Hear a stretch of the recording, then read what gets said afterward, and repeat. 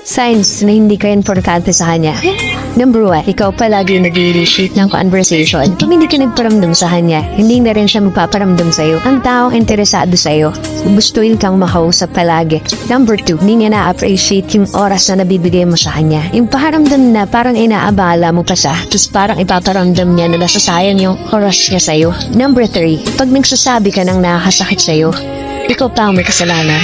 Tinatry mo nga i-communicate sa kanya para ma-resolve yung dalawa. Pero in the end, nababaliktad ka pa. Pang-4, lagi siyang annoyed sa'yo. Yung tipong lahat na lang nasabihin mo, pati kilos mo, naiirita na siya. Pang-5, wala siyang pakialam sa mga nararamdaman mo. Nung parang everything is all about them, emotions lang niya nagmamatter. Pero yung sa'yo, hindi ka tampang huli. Yung lagi kang nagde-beg for their attention. Like, bakit? Kumbaga, di mo kailangang gawin yun kung mahal ka talaga niya.